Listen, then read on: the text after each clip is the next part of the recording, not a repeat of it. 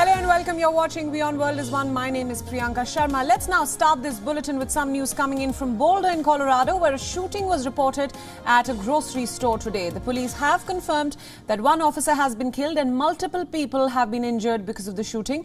Authorities are yet to give a specific number of casualties that have been reported so far. Aerial footage broadcasted live from the scene by local media showed one person being placed in an ambulance and a bloodied man being escorted away in handcuffs. The Boulder police also issued a tweet saying that officers were responding to the report of an armed, dangerous individual at a nearby location and that investigators were seeking to determine if this is related to King Soopers grocery store shooting. That is the name of the grocery store where the shooting took place. Local news showed that the police were leading customers and workers out of the store with hands on their heads. Aerial footage also showed a heavy law enforcement presence outside the supermarket, along with at least 2 ambulances. The FBI said on Twitter that its agents were assisting local police in the investigation of the supermarket shooting. The police also witnessed the shooting recounted their ordeal. Let's listen in.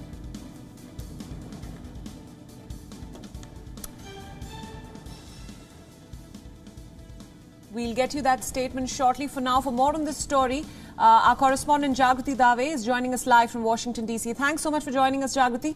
Now, another shooting reported in the United States, this time in Colorado. Tell me, what do we know so far about the shooting as far as the motive as well as casualties are concerned?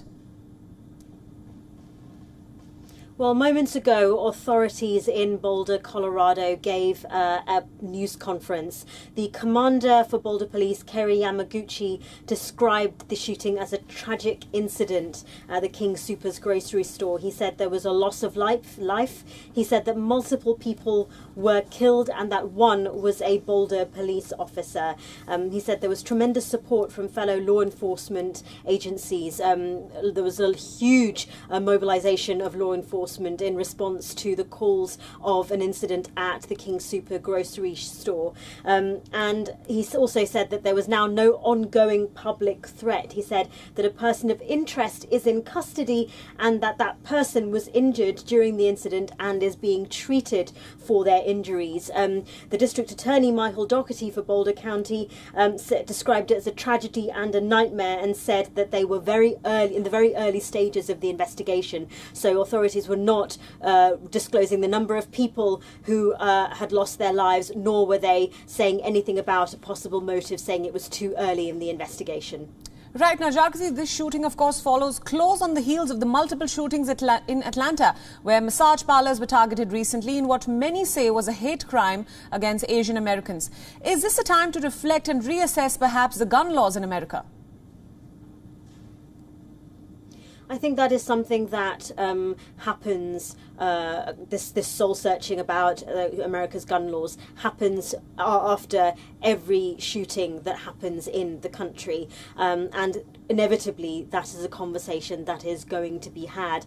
But right now, as authorities are saying that they are currently still in the process of informing families of victims, so they are being incredibly sensitive. It is an incredibly sensitive time. We don't have much information other than what I've just talked about regarding the shooting. We know that the White House press secretary, Jen Psaki, has said that the president has been briefed on the shooting in Colorado. He will be kept up to date by his team as there are additional developments.